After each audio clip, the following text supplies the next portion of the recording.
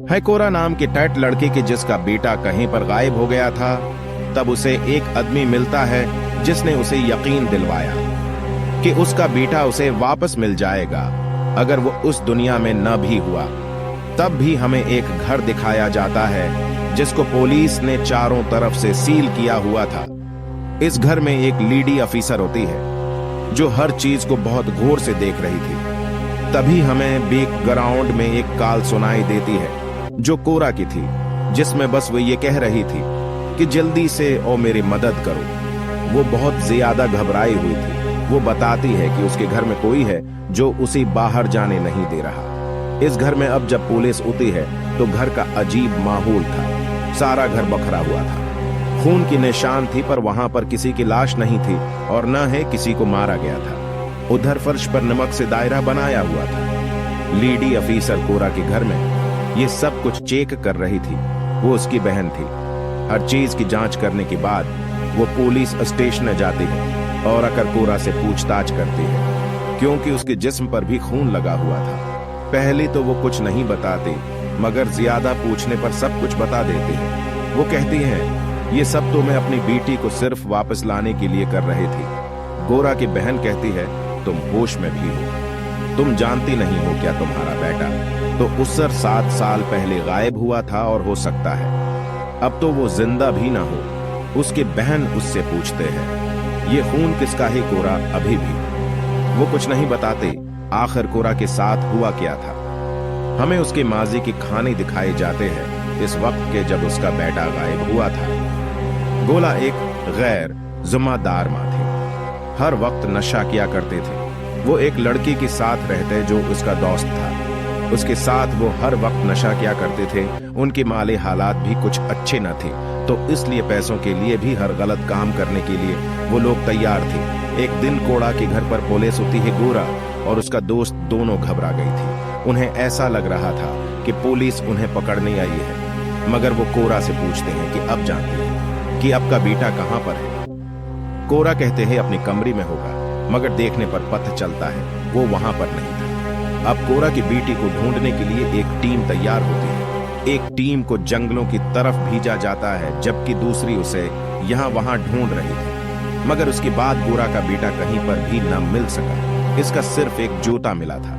इस हादसे को कुछ साल बीत गए थे। गोरा अब एक ग्रुप का हिस्सा था। इसमें सभी ऐसे लोग थे जिन्होंने अपने बच्चों को खो दिया था। गोरा उन सबको अपनी कहानी सुना रही होती है। कहती है, मेरे बेटी के गायब होने के बाद मैंने नशा छोड़ दिया, लेकिन इससे मेरा बेटा अब कभी वापस नहीं आएगा। वो अपने माम के घर रहने लगी। वहां पर उसने अपनी बेटी के लिए एक कमरा भी रखा हुआ था, क्योंकि कहीं ना कहीं इसे ऐसा लगता था कि उसका बेटा जरूर। वहां पर उसकी बहन पूछती है कि कोरा, ये खून किसका है? बताओ मुझे, कभी मैं तुम्हारी मदद कर सकती हूँ। यहाँ पर कोरा एबल नाम की आदमी के बारे में बताती है। वो बताती है, एबल हमारे ग्रुप का हिस्सा था। एक दिन वो मुझसे कैफे में मिलने आया और हम दोस्त बन गए। एबल ने अपनी बेटी को खो दिया था, जो तालाब में डूबने की वजह से मर गई। उसकी लाश पुलिस को कुछ दिन बाद मिली। मुझे लगा कि एबल मेरे हालात को समझेगा, क्योंकि उसने भी किसी को खोया था। उसने मुझे बताया कि उसने अपनी बेटी को देखा है। कि सुनकर कोरा की बहन कहते हैं, मरे हुए लोगों को कोई कैसे देख सकता है? गोरा, किया तुम अभी भी नशे में हो? वो कहते ही नहीं। गोरा फिर से अपनी कहानी आगे बढ़ाती है। वो बताती है, एक दिन मैं घर पर अकेली थी। एबल मेरे घर पर आया। उसने मुझे बताया कि उसके पास एक तरीका है जिससे वो मेरे बेटी को वापस ला सकता है। मैं उसे देख पाऊंगी, छू सकती हूँ, क्योंकि वो खुद भी अपनी मरे हुए बेटी को वापस लाने में कामयाब हुआ था। मुझे उसकी बातों पर यकीन नहीं आया। मैंने इसे अपने घर से निकाल दिया। उसकी बहन पूछते हैं कि कोरा ये बलाखिर चाहता किया था। वो बताती है कि उसने अपनी बेटी को दोबारा जिंदा किया था। वो काली दुनिया से इसे वापस लाया था। जब कोरा की बहन उससे पूछते हैं वो कैसी, उसके चेहरे पर डर था। कोरा बताती है, इस जगह से जहां पर मरने के बाद लोग जाते हैं। उसकी बहन पुलिस ऑफिसर हंसने लगती है। कहती है, ऐसा कैसे हो सकता है? कोरा, मुझे खुद उसकी लाश मिली थी। मैंने उसकी बेटी को अपनी आंखों से देखा है। मरे हुए। गोरा कहती ही नहीं। तुम नहीं जानती, अभी जाकर उसका डेटा चेक करो। लेबल की बेटी अब दूसरी शहर में रहते हैं। उसने अपनी बेटी का नाम भी बदल दिया। उसकी बेटी इस दुनिया में है मैंने ये सब कुछ अपनी आंखों से देखा था। जब वो चैज यकीन हो गया तो मैं एक दिन एबल से मिलने गई। उससे मैंने पूछा कि सब तुमने कैसे किया। एबल ने मुझे बताया कि ये सब एक औरत ने उसे बताया था। रेचोल जादू के बारे में, ये कैसा जादू है जो कई दिन तक चलता है और अगर इंसान उसमें कामयाब हो जाए तो वो अपने मरे हुए बच्चों को वापस ला सकता है। बस उसको करते हुए इस पर यकीन होना चाहिए। वो चाहता था कि मैं भी उसकी जादू का हिस्सा बन जाऊं। मेरे बेटे की लालच ने मुझसे ये सब करवाया। मेरे पास होने के लिए कुछ भी नहीं था, इसीलिए मैं उसका साथ देने के लिए तैयार हो गई।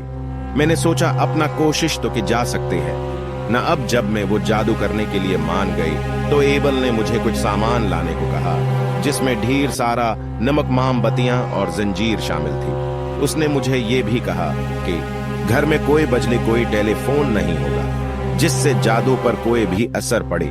इसने मुझे जैसे बताया मैंने सब कुछ वैसी ही किया। एबल ने मुझे खास नहीं पकवाली पानी में नहाने के लिए भी कहा जिससे उसकी सारी बड़ी उसरात, पूरी सोचें खत्म हो जाएंगे।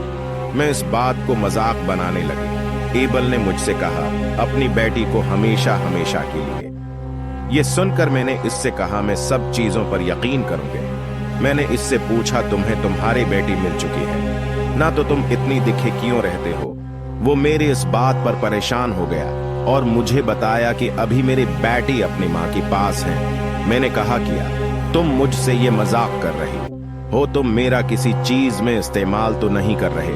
वो कहता ही नहीं, बस मुझे काम पूरा करना है, फिर मेरे बेटी मुझे मिल जाए। उसने नमक का दायरा बनाकर मुझे जंजीर से बांधा दिया। खुद मंत्र पढ़ने लगा। उसने हर मंत्र को लिख लिया था जो उसने कहा। मैंने वही दोहराया। आखिर में मेरे हिम्मत जवाब दे गई। मैंने उसे कहा बस बहुत हो गया, अब मुझे खोल दो। मगर एबल मंत्र पढ़ता रहा। उसने मंत्र पढ़ना बंद नहीं किए थे। अचानक से मैं हुआ, मैं तैरने लगे और एकदम से फर्श पर अगड़े। मुझे भी यकीन हो चुका था कि इस सब हो सकता है। मैं अपनी बेटी को दोबारा हासिल कर सकती हूँ। अब अगला जादू का हिस्सा था इनविटेशन बलावी का। हम दोनों ने मिलकर मंत्र पढ़ी। मेरा घर सारा हलने लगा, मोमबत्तियां बुझ गई और अचानक से सूरज भी गायब हो गया। मुझे कुछ अजीब महसूस होने लगा। मैं समझ गई थी हम लोग इस दुनिया का दरवाजा खोलने की कोशिश कर रही हैं, जो कि एक जिंदा इंसान के लिए बहुत बड़ा खतरा है। सुबह को अगले दिन मेरा दोस्त आया जो मेरे साथ मिलकर नशा किया करता था। उसने जब मुझे और एबल को एक साथ घर पर देखा तो उसे लगा कि जैसे हमारे दरमियान में कोई रिश्ता है। उसने एबल के पर से पैसे चराए और मुझे कड़वी बातें सुना कर चला गया। अब हमारा अगला कदम था ग्रीफ यानी कि गम गैब। ये मुझे बताया कि ये थोड़ा सा मुश्किल है, पर मैं इस चीज के लिए भी तैयार हो गई। हमने अपना ये काम शुरू किया। ये सब करते हुए मैं अपने पुराने यादों में चले गए। जिस दिन मेरा बेटा गायब हुआ था मैंने अपनी वेजन्स ख्यालों में देखा कि वो मेरे पास ही है। इस वक्त मैं नशे में थी, इसलिए मैं उसे कुछ भी नहीं कह पाए।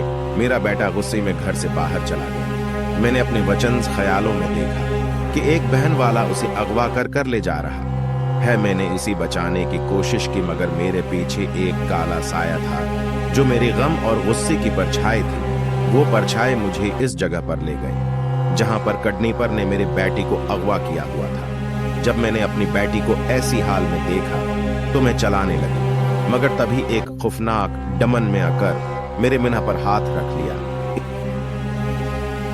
सीन पुलिस स्टेशन पर शफट होता है और अपने ये कहानी अपनी बहन ऑफिसर को बता रही थी, मगर उसका इन सब बातों पर यह गैंग कर पाना बहुत मुश्किल था। वो कहते हैं कोरा किया, तुम अभी भी नशे में हो। वो कहते हैं मैं झूठ नहीं बोल रही। मैंने उस रचूल की जरिए ये सब कुछ देखा। उसकी नेपर ने मेरे बेटी के साथ बहुत बड़ा किया। अब तुम्हारे जिम्मेदारी है मेरे बेटी को ढूंढना। गोरा की बहन ऑफिसर तो यहाँ से चली जाती है।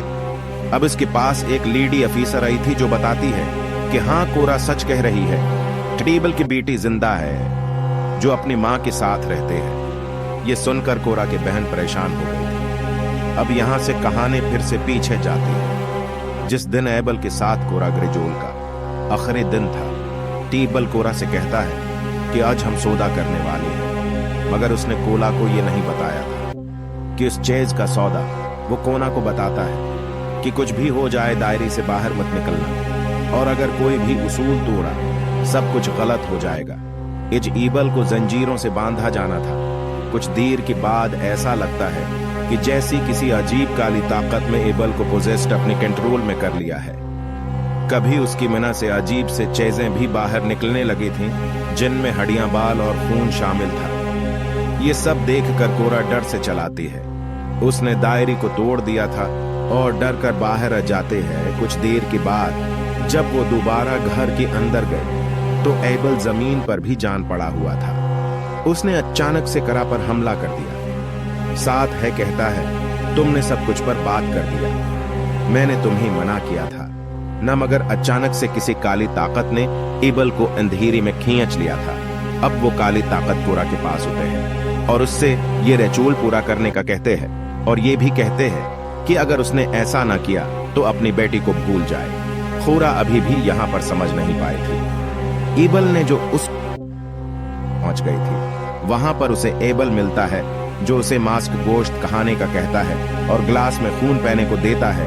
ये सब करा को करना था, जिसकी उसकी मुलाकात हाबिल से होती है, जो उसे नकाबपोश मांस खाने के लिए कहती है और उसे पीने के लिए एक गिलास खून देती है। ये सब कारा को करना था, जिसके बाद ही वह अपने बेटे से मिल पाएगी। लेकिन हाबिल के लिए ऐसा करना बहुत मुश्किल था।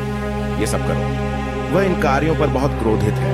वह यहाँ गोरा से कहता है कि वास्तव में यह काली शक्ति अपने लिए एक शरीर चाहती थी। वह तुम्हारा शरीर था, सब कुछ बर्बाद कर, क्योंकि हाबिल खुद अपने काले जादू के कारण मर गया था। पूरा अपने पास लौट आया मूल दुनिया, जहां एक दानव, वह काली शक्ति जिसे हाबिल अवतार लेना चाहता था, कोर्रा के पीछे है। वह कहता है कि अगर तुम मुझे शरीर नहीं दोगे तो तुम्हारा बेटा लड़की मुसीबत में है। गोरा किसी भी तरह से अपनी बेटी को पाना चाहती थी, इसलिए उसने अपने दोस्त को बुलाया जिसके साथ वह अक्सर नशा करती थी, और जब वह उसके घर आया तो उसने उसे धोखा दिया, शैतान के सामने फेंक दिया। लेकिन शैतान को अपने दोस्त की नहीं बल्कि पुरा की लाश चाहिए थी। अब वह उसके पीछे था।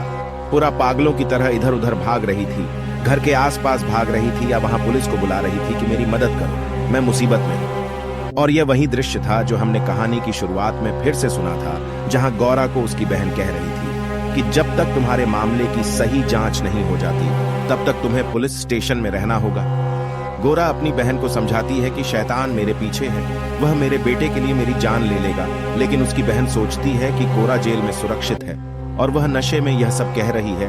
कोरा को पता चला अब इसका अंत हो गया है, समय आ गया है। रोशनी बजने लगती है, एक आवाज सुनाई देती है, रेचुल पूरा हो जाता है। शैतान कोर्रा की आत्मा को अपने साथ ले गया है, जबकि कोर्रा की बहन एक बार फिर अपने घर की खोज करने जाती है। यहाँ उसे कोठरी से आवाजें सुनाई देती हैं। वह जाती है और देखती है कोरा का बेटा यहाँ पाया जाता है, ठीक उसी तरह जैसे वह 7 साल पहले गायब हो गया था।